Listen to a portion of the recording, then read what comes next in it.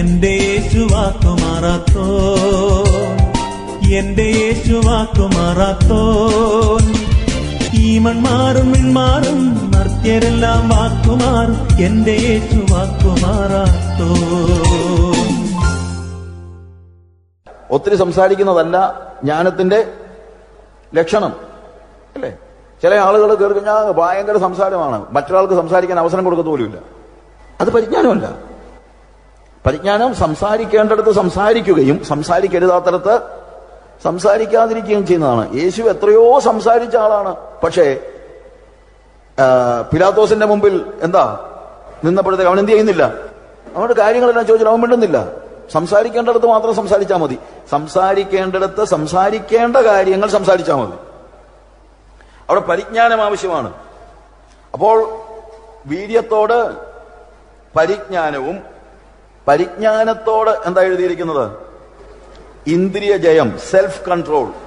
ഇന്നത്തെ ഏറ്റവും വലിയ പ്രശ്നം ഇതാണ്, സെൽഫ് കൺട്രോൾ ഇല്ല. പിന്നെ നമ്മൾ ചിലപ്പോൾ പറയും, വെറുതെ എന്ത് കാര്യത്തിന് അന്നേരം അതെല്ലാം പറഞ്ഞാൽ നീന്തിക്കും. പക്ഷെ അത് പറഞ്ഞിട്ട് എന്താ കാര്യം?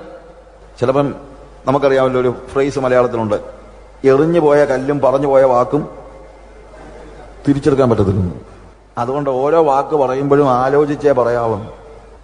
പിന്നെ അത് കഴിഞ്ഞിട്ട് ബ്രദറെ ഞാൻ അങ്ങനൊന്നും ഉദ്ദേശിച്ചില്ലെന്ന് പറഞ്ഞിട്ട് കാര്യമില്ല. ഉദ്ദേശിക്കണമായിരുന്നു. ഞാൻ 4-ാമത്തെ നിലയിൽ നിന്ന് എന്റെ കയ്യിൽ നിന്ന് ഒരു വേസ്റ്റ് കൊട്ട എടുത്ത് താഴോട്ട് എറിഞ്ഞപ്പോൾ താഴെ നിന്ന് ഒരാളുടെ തലയെ വീണ് കഴിഞ്ഞപ്പം അങ്ങനെ ആരെങ്കിലും അവിടെ നിൽക്കുമെന്ന് ഞാൻ ചിന്തിച്ചില്ലായിരുന്നു എന്ന് പറഞ്ഞിട്ട് വല്ലതും ഉണ്ടോ? ഇല്ല. പിന്നെ മറ്റൊരു കാര്യം ഞാൻ പറയാം, നിങ്ങളുടെ വായിൽ നിന്നൊരു വാക്ക് പോയാൽ അതിന്റെ അർത്ഥം എന്താണെന്ന് നിർണ്ണയിക്കാനുള്ള അവകാശം നിങ്ങൾക്കില്ല. അത് കേൾക്കുന്നവനാ തീരുമാനിക്കുന്നു. ഞാൻ അങ്ങനൊന്നും ചിന്തിച്ചില്ലെന്നൊന്നും പറയാൻ നിങ്ങൾക്ക് അവകാശമില്ല. നിങ്ങളുടെ വായിൽ നിന്ന് പോയി കഴിഞ്ഞാൽ പിന്നെ അതിന്റെ അർത്ഥം എന്താണെന്ന് കേൾക്കുന്നവൻ തീരുമാനിക്കും.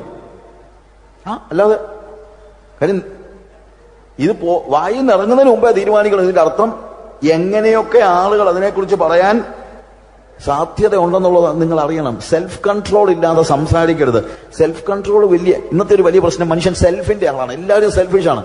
അന്ത്യകാലത്ത് മനുഷ്യൻ സ്വസ്നേഹികളും, അതാണല്ലോ തുടങ്ങുന്നത്. അന്ത്യകാലത്തെ കുറിച്ച് ഞാൻ ഒരു മെസ്സേജ് പറഞ്ഞിട്ടുണ്ട്. അന്ത്യകാലത്തിന്റെ ഏറ്റവും വലിയ പ്രത്യേകത പറഞ്ഞത് മനുഷ്യൻ സ്വസ്നേഹികൾ. അപ്പൊ സ്വയത്തെ സ്നേഹിക്കുന്ന ഒരു സമൂഹമാണ്. ഞാൻ ആദ്യത്തെ ദിവസങ്ങളൊക്കെ പറഞ്ഞല്ലോ, നമ്മൾ പലപ്പോഴും ഈ സെൽഫ് ഡിനായൽ ഇല്ലാത്തത് കൊണ്ടാണ് പലപ്പോഴും ഈ വഴക്കെല്ലാം ഉണ്ടാകുന്നത്. സെൽഫ് കൺട്രോൾ ഇല്ലാത്തതുകൊണ്ടാണ്. അപ്പോൾ എന്റെ സെൽഫ് കൺട്രോൾ എന്ന് പറയുമ്പോൾ ഇന്ദ്രിയ ജയം എന്ന് പറയുന്ന മലയാളത്തിന്റെ വാക്ക് കുറച്ചുകൂടെ അർത്ഥസമ്പുഷ്ടമായ ഒരു വാക്കുണ്ട്. അതായത് എന്റെ ശരീരത്തിന്റെ ചില ഗേറ്റുകളുണ്ട്. അതിനാണ് നമ്മൾ ഇന്ദ്രിയങ്ങൾ എന്ന് പറയുന്നത്. പഞ്ചേന്ദ്രിയം എന്ന് പറയുമ്പോഴത്തേക്ക് മലയാളം വാക്കിന്റെ ആ ഗുണം അതാ ഞാൻ പറഞ്ഞത്. സെൽഫ് കൺട്രോൾ എന്ന് പറയുന്നതിനേക്കാൾ മലയാള വാക്ക് ഒന്നുകൂടെ കറക്റ്റാ. അതായത് ഇന്ദ്രിയ ജയം. എന്റെ ഇന്ദ്രിയങ്ങൾ എന്താണ്? നമുക്കറിയാമല്ലോ എന്താണ് പഞ്ചേന്ദ്രിയങ്ങൾ. കണ്ണ്, മൂക്ക്, നാക്ക്, ചെവി, ത്വക്ക്. 5 സെൻസസ്, റൈറ്റ്? അപ്പോൾ എന്റെ കണ്ണ് ഒരു ഇന്ദ്രിയമാണ്, ഇല്ലേ? കാഴ്ച, കണ്ണെന്ന് പറയുന്ന ഈ മാംസം മാത്രമല്ല വിഷയം. കാഴ്ച 5 സെൻസസിനകത്തുള്ളതാണ്. എനിക്ക് സെൻസ് ചെയ്യാൻ പറ്റുന്നത് കണ്ണുകൊണ്ട്. കണ്ണിന് ദൈവം ഒരു അടപ്പ് തന്നിട്ടുണ്ട്. ഞാൻ ഇന്നലെ പറഞ്ഞൊരു കാര്യമുണ്ട്, ചെവിക്കോട്ടൊരു അടപ്പ് വേണ്ടതായിരുന്നു. അത് ദൈവത്തിന്റെ പ്രശ്നമല്ല. കേട്ടാലും കേൾക്കാത്തതുപോലെ ഇരിക്കാനും നമ്മൾ പഠിക്കണം. പ്രവചനത്തിൽ, യെശയ്യാപ്രവചനത്തിൽ ഒരു വാചകം പറയുന്നത്, എന്റെ ദാസനെ പോലെ ചെകിടൻ ആരുള്ളൂ, ശിഷ്യന്മാരുടെ നാവ്. അവിടെ പറയുന്ന ഓരോ വാക്കും ഇന്ദ്രിയജയം. നമുക്ക് സമയം ഉണ്ടായിരുന്നെങ്കിൽ ഓരോന്നോരോന്ന് പറയാമായിരുന്നു. എവിടെയൊക്കെയാണ് ഇന്ദ്രിയജയം വേണ്ടതെന്നുള്ളത് നമുക്ക് സമയമില്ലല്ലോ. എന്റെ കണ്ണ്, എന്റെ നാവ്, ഒരു ഡിസിപ്ലിൻഡ് ടങ് എനിക്ക് വേണം. പലപ്പോഴും ചെകിട് ഇയർ പ്ലഗ് വെച്ച് പൂട്ടുന്നത് പോലെയുള്ള ഒരു പൂട്ടൽ എനിക്ക് വേണം. എന്റെ കണ്ണ് ആവശ്യമുള്ളിടത്ത് മാത്രം തുറക്കാൻ കഴിയണം. സെൽഫ് കൺട്രോൾ ഒരു ഭയങ്കര ഇന്ദ്രിയജയം ഉണ്ടെങ്കിൽ ബാക്കി എല്ലാ ജയവും ഉണ്ടെന്ന്. ഇന്ദ്രിയജയം ഉള്ളവന് ബാക്കി എല്ലാ ജയവും ഉണ്ടെന്ന് ഇങ്ങനെ പറയാറുണ്ട്. വേദോസ്തത്തിലെ വാക്യമല്ല, പക്ഷേ വേദോസ്തത്തിലെ വാക്യം അല്ലാത്ത കാര്യങ്ങൾ പറയുമ്പോഴത്തേക്ക് അത് വേദോസ്തത്തിലെ വാക്യമായിട്ട് നാളെ ആരും ചിന്തിക്കരുത്. വേദോസ്തത്തിൽ പറഞ്ഞിട്ടുണ്ടല്ലോ ഇന്ദ്രിയം ഉണ്ടെങ്കിൽ എല്ലാ ജയവും ഉണ്ടെന്ന് എന്ന് പറയരുത്. അത് വേദോസ്തത്തിൽ പറഞ്ഞിട്ടുണ്ട്. വേദോസ്തത്തിൽ പറഞ്ഞാലും പറഞ്ഞില്ലെങ്കിലും അതൊരു എന്താണ്, it is near to the truth. It is near to the truth. എന്താണ്? നമ്മൾ നോക്കിയാൽ നമ്മളെ കണ്ണുകൾ, വിശ്വാസം വേണം, വീര്യം വേണം, പരിജ്ഞാനം വേണം, ഇന്ദ്രിയജയം വേണം. കണ്ണുകൾ തുറക്കേണ്ടിടത്തേക്ക് മാത്രം തുറക്കുക, തുറക്കരുതാത്തടത്ത് തുറക്കരുത്. തുറക്കേണ്ടിടത്ത് തുറക്കുകയും വേണം. നമ്മുടെ പ്രശ്നം അവിടെ തുറക്കത്തില്ലെന്നുള്ളതാണ്. അതായത് ജീവിതത്തിൽ പ്രതിസന്ധി അനുഭവിക്കുന്ന, കഷ്ടം അനുഭവിക്കുന്ന ആളുകളിലേക്ക് നോക്കാനായിട്ട് നിങ്ങളുടെ കണ്ണ് തുറക്കണം. ഈ എറണാകുളത്ത് ജനറൽ ഹോസ്പിറ്റലിലും പാവങ്ങളുടെ ഹോസ്പിറ്റലിലൊക്കെ നിങ്ങൾ, അല്ല ഏത് ഹോസ്പിറ്റലിലെങ്കിലും ആയിക്കോട്ടെ, നിങ്ങൾ പോയി കഷ്ടം അനുഭവിക്കുന്നവരുടെ അടുത്ത് പോയി അവരെ ഒന്ന് നോക്ക്. അവരുടെ അടുത്തോട്ട് നിങ്ങളുടെ കണ്ണൊന്ന് തുറക്ക്. ഞാൻ എപ്പോഴും പ്രൊമോട്ട് ചെയ്യുന്ന, ഞാൻ ആഫ്രിക്കയിലാണെങ്കിലും പ്രൊമോട്ട് ചെയ്യുന്നൊരു കാര്യമാണ്, വിസിറ്റ് ദ ഹോസ്പിറ്റൽസ്. നിങ്ങൾ പോയി ഒന്ന് കാണാതൊക്കെ കണ്ട് അവരുടെ കൂടെ സ്വല്പസമയം ചെലവഴിക്കുക. ആഫ്രിക്കയിൽ ഞാൻ ആ കാര്യം ഒത്തിരി പ്രൊമോട്ട് ചെയ്യുന്നുണ്ട്, വിസിറ്റിംഗ് ഹോസ്പിറ്റൽസ്. അതൊക്കെയാണ് വാസ്തവത്തിൽ സ്വർഗത്തിൽ, രാവിലെ ചോദിച്ചത്, സ്വർഗത്തിൽ പ്രതിഫലം കിട്ടാനുള്ള ഒരു പ്രധാനപ്പെട്ട കാര്യം ഇതൊക്കെയാണ്. ആവശ്യത്തിലിരിക്കുന്ന മനുഷ്യനെ സഹായിക്കുന്നതാണ് ഏറ്റവും വലുത്. അവരുടെ ഈ ക്യാൻസർ ബാധിച്ചവരെ, അല്ലെങ്കിൽ ആക്സിഡന്റ് ആയിട്ട് കിടക്കുന്നവരെ, അവരുടെയൊക്കെ അടുത്ത് പ്രത്യേകിച്ച് ചില രോഗങ്ങൾ, ഒത്തിരി നാളുകൾ നീണ്ടു നിൽക്കുന്ന രോഗങ്ങൾ, ഇപ്പൊ നമുക്കിപ്പോ ഒരു പനിയോ അസുഖമോ ചുമയോ ഒക്കെ വരികയാണെങ്കിൽ 3-4 ദിവസം കൊണ്ട് ഈ കാര്യം ശരിയാവില്ല. അപ്പൊ അതുകൊണ്ട് 3-4 ദിവസത്തേക്ക് ആളുകളെല്ലാം നമ്മൾ അടുത്ത് കാണും. പക്ഷെ 3-4 മാസം കിടക്കേണ്ടി വരുമ്പോഴാണ് അറിയുന്നത് ആരും ഇല്ല അവർക്ക് അടുത്ത് പോകാൻ. ലോകത്തിൽ നിങ്ങൾക്ക് ചെയ്യാവുന്ന ഒരു വലിയ ഗുണം ഞാൻ പറയാം, വലിയൊരു പ്രതിഫലം കിട്ടുന്നത്, പലർക്കും ബൈസ്റ്റാൻഡേഴ്സ് ആയിട്ട് നിൽക്കാൻ ആളില്ല. ശ്രദ്ധിച്ചിട്ടുണ്ടോ? ഒത്തിരി നാളുകളായിട്ട് ഹോസ്പിറ്റലിൽ കിടക്കുന്ന പല ആളുകൾക്കും ബൈസ്റ്റാൻഡേഴ്സ് ആയിട്ട് നിൽക്കാൻ ആളില്ല. നിങ്ങൾ അവധിയൊന്നും എടുക്കണം, നിങ്ങൾക്ക് ഫ്രീ ആയിട്ടുള്ള ഒരു ദിവസം പോയി നിങ്ങൾക്ക് അറിയാവുന്ന ആരെങ്കിലും ഒരാൾ ബൈസ്റ്റാൻഡറായിട്ട് നിൽക്ക്. സ്വർഗത്തിൽ പ്രതിഫലം കിട്ടുന്ന കാര്യമാണ് ഞാൻ ഈ പറയുന്നതൊക്കെ. അവിടെയൊക്കെ ഇന്ദ്രിയ ജയം, കാണേണ്ടത് കാണണം. കണ്ണുകൾ അടയ്ക്കുന്നത് മാത്രമല്ല ഇന്ദ്രിയ ജയം, കണ്ണുകൾ തുറക്കുന്നതും കൂടെ ഇന്ദ്രിയ ജയമാണെന്ന് അറിയണം. നമുക്ക് പലപ്പോഴും നോക്കരുത് കേട്ടോ, അതാ ഞാൻ പറഞ്ഞത്, മുമ്പേ ഞാൻ പറഞ്ഞതാണ് നമ്മുടെ പ്രശ്നം. നമ്മുടെ ആത്മീയത മുഴുവൻ ഡോണ്ടിലാണ് കിടക്കുന്നത്, ഡു എന്നതിനകത്ത് കിടക്കുന്നില്ല. കണ്ണടയ്ക്കേണ്ടടുത്ത് അടയ്ക്കണം, പക്ഷെ കണ്ണ് തുറക്കേണ്ടടുത്ത് തുറക്കുകയും വേണം. കഷ്ടത അനുഭവിക്കുന്നതിന്റെ നേരെ കണ്ണടയ്ക്കരുത്. അവന്റെ അടുത്ത് ചെല്ലുമ്പോൾ കണ്ണ് തുറന്നിരിക്കണം. രോഗിയായ ഒരുവനെ കാണുമ്പോൾ കർത്താവ് അവസാനത്തെ ദിവസം പറയുന്നത്, ഞാൻ രോഗിയായിരുന്നു, നിങ്ങൾ എന്നെ കാണാൻ വന്നില്ല. ഞാൻ തടവിലായിരുന്നു, നിങ്ങൾ എന്നെ കാണാൻ വന്നില്ല. ഞാൻ വിശന്നിരുന്നു, നിങ്ങൾ എനിക്ക് ആഹാരം തന്നില്ല. ഞാൻ നഗ്നനായിരുന്നു, നിങ്ങൾ എന്നെ ഉടുപ്പിച്ചില്ല. ഇതൊക്കെ അങ്ങ് ചെല്ലുമ്പോൾ ചോദിക്കാതിരിക്കും നിങ്ങൾ ചിന്തിക്കുന്നുണ്ടോ? അതുകൊണ്ടാണ് ഞാൻ പറഞ്ഞത്, go to the hospitals, go to the places. അങ്ങനെയുള്ള സ്ഥലങ്ങളിലേക്ക് നിങ്ങൾ ഒന്ന് ചെല്ല്, ഒന്ന് പോയി കാണ്. അവരുടെ അടുത്ത് അല്പസമയം ഒന്ന് ഇരിക്ക്, അവരെ ഒന്ന് തലോട്, അവരെ വേണമെങ്കിൽ കൈപിടിച്ച് ബാത്റൂമിൽ ഒന്ന് കൊണ്ടുപോകും, അവർക്ക് ചില ഭക്ഷണം ഉണ്ടാക്കി കൊടുക്ക്, അവരെ ഒന്ന് സഹായിക്ക്. യേശുവിനെ കൊർന്നല്യോസിന്റെ ഭവനത്തിൽ പത്രോസ് പരിചയപ്പെടുത്തുമ്പോൾ പറയുന്ന ഒരു വാക്കുണ്ട്, എന്താണെന്നറിയാമോ? അവൻ നന്മ ചെയ്തുകൊണ്ട് ജീവിച്ചെന്ന്. നമുക്ക് വിശ്വാസി എന്ന് പറഞ്ഞു കഴിഞ്ഞാൽ പിന്നെ ഈ ഒരു കാര്യം നമുക്ക് അറിയത്തേ ഇല്ല. വിശ്വാസികളാണോ പിന്നെ ഈ ഒരു വാക്യം അറിയത്തില്ല. അവിശ്വാസികളായ ആളുകളുടെ അടുത്ത്, യഹൂദേതരരായ ആളുകളുടെ അടുത്ത് ആദ്യം സുവിശേഷം പറയാൻ പത്രോസ് എന്നപ്പോൾ യേശുവിനെ പരിചയപ്പെടുത്താൻ ഉപയോഗിച്ച വാക്കതാണ്, he was doing good and living among you. ശരിയല്ലേ ഞാൻ പറഞ്ഞത്? ഈ യേശുവിനെ ആരും എന്താ പരിചയപ്പെടുത്താത്തത്? ഈ യേശുവിനെ ആർക്കും എന്താ വേണ്ടാത്തത്? നന്മ ചെയ്തവനായ യേശു. അവൻ നാടുനീളെ നന്മ ചെയ്തു പോയ നാഥന, അല്ലേ പാട്ടുകാരൻ പാടുന്നതാണ്. എനിക്ക് യേശുവിനെ പോലെ ആകണം. നാടുനീളെ നന്മ ചെയ്തു പോയ യേശു. പ്രിയമുള്ളവരെ, യേശുവിന്റെ വലിയൊരു പ്രത്യേകതയാണ്, when he was living in this world he was doing good. അവൻ ലോകത്തിൽ ജീവിക്കുന്ന സമയത്ത് നന്മ ചെയ്ത് ജീവിച്ചു എന്ന് വേദോസത്തിൽ പറയുന്നു. വിശ്വാസികളായ ആളുകൾ മനുഷ്യരുടെ നന്മ അന്വേഷിക്കുന്നവരായിരിക്കണം. നമ്മുടെ ചുറ്റുപാടുമുള്ളവരുടെ ആവശ്യങ്ങളുടെ നേരെ കണ്ണടയ്ക്കുന്നവനല്ല ക്രിസ്ത്യാനി. കണ്ണടയ്ക്കേണ്ടടുത്ത് അടയ്ക്കണം. എവിടെ? പാപത്തിന് നേരെ കണ്ണടയ്ക്കണം, പക്ഷേ പാപങ്ങളുടെ നേരെ കണ്ണു തുറക്കണം. പാപത്തിന്റെ നേരെ കണ്ണടയ്ക്കണം, പക്ഷേ പാപങ്ങളുടെ നേരെ കണ്ണ് തുറക്കണം. ഇന്ന് നമ്മളിവിടെ ഇരിക്കുമ്പോൾ അങ്ങനെ ഒന്ന് ചിന്തിക്കണം. ഇന്ദ്രിയ ജയം വേണം. കേൾക്കേണ്ടത് കേൾക്കണം, കേൾക്കരുതാത്തത് കേൾക്കരുത്. ആരെങ്കിലും നിങ്ങളെക്കുറിച്ച് അപവാദ കഥകൾ പറയുന്നെങ്കിൽ ചെവി അടച്ചേരെ, കുഴപ്പമില്ല. നിങ്ങളുടെ കൈകളും കാലുകളും കണ്ണുകളും ചെവികളും എല്ലാ ഇന്ദ്രിയങ്ങളും എന്തിനു വേണ്ടിയുള്ളതാണ്? അത് കൺട്രോൾഡ് ആയിരിക്കണം. ആവശ്യത്തിലേക്ക് നോക്കുകയും ആവശ്യമില്ലാത്തടത്ത് നോക്കാതിരിക്കുകയും, ആവശ്യമുള്ളിടത്ത് കേൾക്കുകയും അല്ലാത്തടത്ത് കേൾക്കാതിരിക്കുകയും. ഒരു രോഗിയുടെ ദീനരോധനം നിങ്ങൾ കേൾക്കാതിരിക്കരുത്. ഒരു രോഗിയുടെ രോദനം കേൾക്കുമ്പോൾ കാത് തുറന്നു വെക്കണം. എന്നാൽ നിങ്ങളെ ചീത്ത വിളിക്കുന്ന ഒരുത്തന്റെ അടുത്ത് ചെല്ലുമ്പോൾ ചെവി അടച്ചേക്കണം. ഹല്ലേലൂയ. നമ്മുടെ ജീവിതം എത്ര വ്യത്യാസം ഉണ്ടായിരിക്കണം. നാട് നീളെ നന്മ ചെയ്തു പോയ യേശുവിന്റെ അനുയായികളാണ് നമ്മൾ നോക്കണം.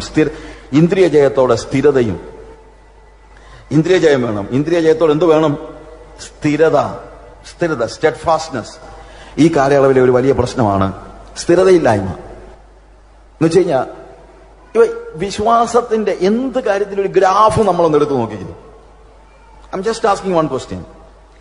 നമ്മളുടെ വിശ്വാസത്തിന്റെയോ നമ്മളുടെ ഉറപ്പിന്റെയോ നമ്മുടെ ക്രിസ്തീയ ജീവിതത്തിന്റെ ഒരു ഗ്രാഫ് എടുത്ത് നോക്കിയേ. എങ്ങനെ ഇരിക്കും ആ ഗ്രാഫ്? മുകളിലോട്ട് കയറി പോയിട്ട് ഒരു ദിവസം ഏറ്റവും ടോപ്പിൽ നിൽക്കുന്നു, പിറ്റേ ദിവസം എന്താണ് താഴെ വരുന്നു, പിന്നെ പകുതിയാകുന്നു, പിന്നെ താഴെ പിന്നെയും പോകുന്നു, കുറച്ചുകൂടെ താഴെ പോകുന്നു. ഇങ്ങനെ മുകളിലോട്ടും താഴോട്ടും മുകളിലോട്ടും പോകുന്ന ഒരു ഗ്രാഫ് അല്ലേ നമ്മളുടെ ക്രിസ്തീയ ജീവിതം? പ്രിയമുള്ളവരെ, അതല്ല വേദപുസ്തകം ആവശ്യപ്പെടുന്നത്. അവന്റെ ദിവ്യ സ്വഭാവത്തിന് ആകാൻ വിളിച്ചിരിക്കുന്ന നമ്മൾ മുകളിലോട്ടും താഴോട്ടും ഓടുന്ന ഒരു ഗ്രാഫിന്റെ ഉടമകളല്ല. പ്രത്യേകത എന്താണ്? സ്ഥിരത. സ്ഥിരത ഒരു വലിയ വിഷയമാണ്. ഉയർന്നും താണും കുഴിഞ്ഞും കിടക്കുന്ന ഒരു ഗ്രാഫ് അല്ല. ഒരു ദിവസം വലിയ ആത്മീയതയും പിറ്റേ ദിവസം ഏറ്റവും വലിയ നിരാശയും. ചില ദിവസം ഭയങ്കര എന്തൂസിയാസ്റ്റിക് ആയിരിക്കും നമ്മൾ, പിറ്റേ ദിവസം ഭയങ്കര നിരാശയായിരിക്കും. എന്റെ ബ്രദറെ, ഇതൊന്നും നടക്കത്തൊന്നുമില്ല, ചുമ്മാ ഞാൻ നോക്കി. ഞാൻ പറയുന്നത് ശരിയല്ലേ? നമുക്കൊക്കെ ഉള്ള അനുഭവങ്ങളല്ലേ? ഒരു ദിവസം ഞാൻ കർത്താവിന്റെ കൂടായിരുന്നു, പിറ്റേ ദിവസം എവിടെ കർത്താവ്? ചില ദിവസങ്ങളിൽ നമുക്ക് യേശുവിന്റെ സാന്നിധ്യം തോന്നുന്നില്ലെന്ന് വെച്ചു.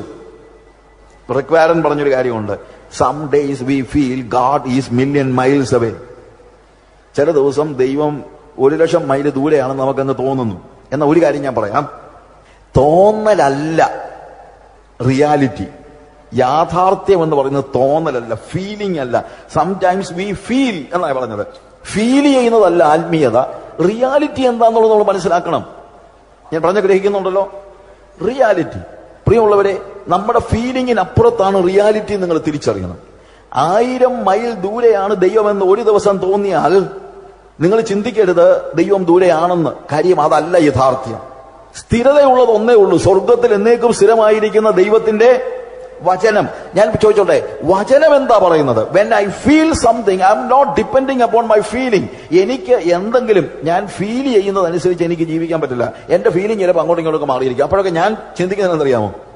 May be that is only my feeling. അതെന്റെ ഒരു ഫീലിംഗ് മാത്രമാണ്. പക്ഷേ വചനം എന്താണ് പറയുന്നത്? വെൻ ഒരു ദിവസം ദൈവം ദൂരെയാണെന്ന് പറയുന്നു, പക്ഷേ വചനം എന്താണ് പറയുന്നത്? വചനം പറയുന്നത്, ഞാൻ നിങ്ങളെ ഒരു നാളും കൈവിടുകയില്ല, ഉപേക്ഷിക്കുകയുമില്ല. അപ്പോൾ എനിക്ക് ഫീൽ ചെയ്യുന്നു ദൈവം എന്റെ കൂടെ ഇല്ലെന്ന്. പക്ഷെ യാഥാർത്ഥ്യം എന്താണ്? നമ്മളൊരു കാര്യവും സീരിയസ് ആയിട്ട് എടുത്തിട്ടില്ല. ഉത്സാഹമില്ലാത്ത ഒന്നിനും ഉത്സാഹമില്ല. ഒന്നാമത് അവിടെ പറഞ്ഞിരിക്കുന്നത് യേശു ക്രിസ്തുവിന്റെ പരിജ്ഞാനം സംബന്ധിച്ച് ഉത്സാഹമില്ല. ഞാൻ ചോദിച്ചോട്ടെ, ഇന്ന് സഭകളിൽ എത്ര പേർക്ക് യേശുവിനെ കൂടുതൽ അറിയണമെന്നുള്ള വലിയ മോഹവും അഭിവാഞ്ചയും ഉണ്ട്? നിങ്ങളോട് തന്നെ ഒന്ന് ചോദിക്കുക.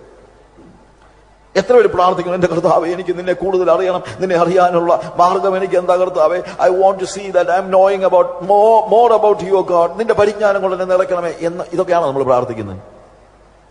നിങ്ങളുടെ പ്രാർത്ഥന തന്നെ നിങ്ങളൊന്ന് ആലോചിച്ച് നോക്കിയേ. യേശുക്രിസ്തുവിന്റെ പരിജ്ഞാനം സംബന്ധിച്ചുള്ള ഉത്സാഹം ഉണ്ടെങ്കിൽ നിങ്ങളുടെ പ്രാർത്ഥനയിൽ മുഴുവൻ അതായിരിക്കുമല്ലോ. നമ്മുടെ പ്രാർത്ഥന നോക്കിയാൽ മതി നമ്മുടെ ആത്മീയമാണ്. ഞാൻ അത് കറക്റ്റാണ്. നിങ്ങളുടെ പ്രാർത്ഥന ആത്മാർത്ഥതയുള്ള പ്രാർത്ഥന, ഉന്നതനും ഉയർന്നിരിക്കുന്നതിന് ശാശ്വതവാസിയും താൻ തന്നെ മകനെന്ന് വെളിപ്പെടുത്തുന്ന ഞങ്ങളുടെ കർത്താവേ എന്ന് പറഞ്ഞാൽ നമുക്ക് അറിയാൻ പറ്റിയാലും എന്റെ ഹൃദയത്തിലാണ് ഇരിക്കുന്നത്. കാര്യം ഇതൊക്കെ നാക്കേന്ന് വരുന്നതേ ഉള്ളൂ, ഹൃദയത്തിൽ നിന്നൊന്നുമല്ല. ഹൃദയത്തിൽ നിന്നുള്ള പ്രാർത്ഥന കേട്ടാൽ അറിയാം നമ്മുടെ ആത്മീയത എങ്ങനെയുണ്ടെന്ന്. കാര്യം നമ്മൾ പ്രാർത്ഥിക്കുന്നത് നമ്മളുടെ ഹൃദയത്തിന്റെ prayer is an outcry of your heart. നിന്റെ ഹൃദയത്തിന്റെ ഉള്ളിലെ വേദന രോദനമാണ് പ്രാർത്ഥന, അല്ലേ? Am I right? അപ്പോൾ ദൈവത്തിന്റെ പരിജ്ഞാനത്തെ കുറിച്ചുള്ള ഉത്സാഹം നമ്മുടെ ഹൃദയത്തിൽ ഉണ്ടെങ്കിൽ നമ്മുടെ പ്രാർത്ഥനയിൽ അത് പ്രതിഫലിക്കും. ഈ അടുത്ത സമയത്ത് ആരെങ്കിലും യേശുക്രിസ്തുവിന്റെ പരിജ്ഞാനത്തിൽ വളരേണ്ടതിന്റെ ആവശ്യകത വെച്ചുകൊണ്ട് പ്രാർത്ഥിക്കാൻ നിങ്ങൾ കേട്ടിട്ടുണ്ടോ? നിങ്ങൾ പ്രാർത്ഥിച്ചിട്ടുണ്ടോ? വല്ലവരും എന്തിനാ പറയുന്നത്? എന്താ അതിന്റെ അർത്ഥം? നമുക്ക് ഈ പറഞ്ഞ മോഡലുള്ള കാര്യമൊന്നുമില്ല. നമ്മൾ ദിവ്യ സ്വഭാവത്തിന് കൂട്ടാളികളായിട്ടില്ല. നമുക്ക് ആ കോളിങ്ങിനെ കുറിച്ചുള്ള ഒരു ബോധ്യമില്ല. നമ്മുടെ തെരഞ്ഞെടുപ്പിനെ കുറിച്ച്, ചോയ്സ്, നമ്മളെ ദൈവം ചൂസ് ചെയ്തതിനെ കുറിച്ച് എന്തിനു വേണ്ടി എന്നുള്ള ഒരു ബോധ്യമില്ല. ദൈവത്തിന് നമ്മളെ കുറിച്ചുള്ള സ്വപ്നം എന്താണെന്ന് നമുക്കറിയില്ല. അതുകൊണ്ട് നമുക്കൊരു ഉത്സാഹമില്ല. യേശുക്രിസ്തുവിന്റെ പരിജ്ഞാനത്തെ കുറിച്ച് നമുക്ക് ഉത്സാഹമില്ലാത്തവരായിരിക്കുന്നു. വചനത്തിന് ഉത്സാഹമില്ല. ദൈവവചനം കേൾക്കാൻ ആൾക്കാർക്ക് താല്പര്യമില്ല. വചനത്തെക്കുറിച്ചുള്ള വലിയ ദാഹമില്ല. ദാഹമുള്ളവരിപ്പം വാസം പറഞ്ഞ അവിശ്വാസികളാണ്. അവിശ്വാസികളാണ്. ഈ ഞങ്ങളുടെ മാത്യുവിനറിയാം, ടെലിവിഷനിൽ നിന്ന് ഫോൺ, നമ്മുടെ മെസ്സേജ് കഴിഞ്ഞിട്ട് ടെലിഫോണിലൂടെ ഒക്കെ മറ്റ് സംസാരിക്കുന്നിടത്ത് നല്ലൊരു ശതമാനവും ശരിക്കും പറഞ്ഞു കഴിഞ്ഞാൽ വിശ്വാസികളല്ല വിളിക്കുന്നത്, അവിശ്വാസികളാണ് വിളിക്കുന്നത്. ഈ ഫോൺ വരുന്നോ ഇല്ലയോ എന്നുള്ളതല്ല, പക്ഷെ ഉത്സാഹം കൂടുതൽ ഇപ്പൊ വന്ന് ആർക്കാണ്? അവിശ്വാസികൾക്കാണ്. വചനത്തോട് താല്പര്യമില്ല. ഉപവാസ പ്രാർത്ഥനയ്ക്ക് ആള് കാണും, പക്ഷെ ബൈബിൾ ക്ലാസ്സിന് നാളില്ല. I'm not joking. ഇവിടെ ഇപ്പം ബൈബിൾ ക്ലാസ്സിന് ആളില്ലെന്നല്ല ഞാൻ പറഞ്ഞത്. പക്ഷെ നോർമൽ വേയിൽ ദൈവവചന പഠനത്തിനുള്ള വലിയൊരു അഭിവാഞ്ച നല്ലൊരു ശതമാനം ആളുകൾക്കുമില്ല. ഇതുപോലൊരു ക്ലാസ് നടക്കുന്നത് നിങ്ങൾ നോക്കിയോ, ട്രഡീഷണൽ വിശ്വാസികളുടെ എണ്ണം എന്ന് പറയുന്നത് ഇതിന്റെ പെർസെന്റേജ് നോക്കിയോ, it will be very less. ശരിയല്ല? നിങ്ങൾ ഇവിടെ ഇരിക്കുന്നവരെ തന്നെ നോക്കിയോ. എനിക്ക് ഇവിടെ ഇരിക്കുന്നവരെ ഒന്നും അറിയത്തില്ല ഞാൻ പറഞ്ഞത്. എന്നാലും ഞാൻ തീർത്ത് പറയാം, ട്രഡീഷണൽ വിശ്വാസികളായിരിക്കത്തില്ല ഇവിടെ ഇരിക്കുന്നതിനകത്ത് നല്ലൊരു ശതമാനം. എന്തുകൊണ്ടാ? അവര് താഴെ പറയുന്ന പാർട്ടികളാണ്. ഇവയില്ലാത്തവനോ കുരുടനത്രേ എന്ന് പറയുന്ന വരുന്നേ ഉള്ളൂ.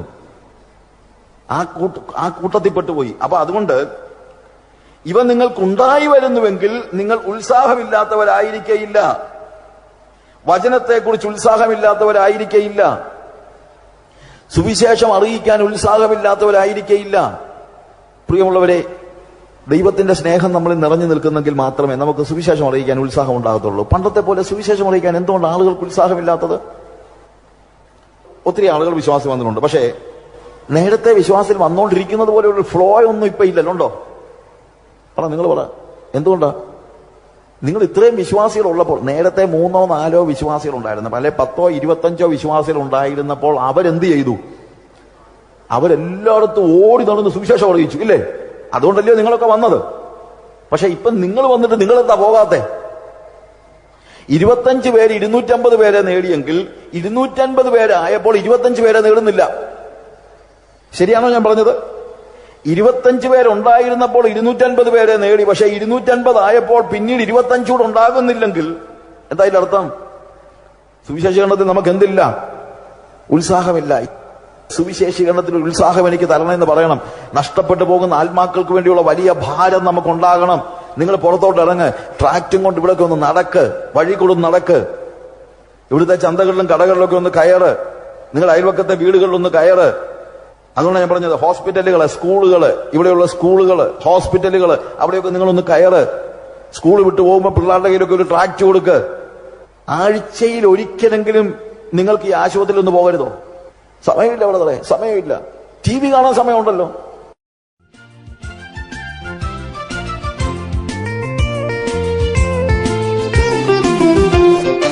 എന്റെ യേശുവാക്കു മാറാത്തോ, എന്റെ യേശുവാക്കു മാറാത്തോ, എന്റെ യേശുവാക്കു മാറാത്തോ, എന്റെ യേശുവാക്കു മാറാത്തോ. ഈ മൺമാറും മിൺമാറും മർത്യരെല്ലാം വാക്കുമാറും, എന്റെ യേശു വാക്കുമാറാത്തോ. ഈ മൺമാറും മിൺമാറും മർത്യരെല്ലാം വാക്കുമാറും, എന്റെ യേശു വാക്കുമാറാത്തോ.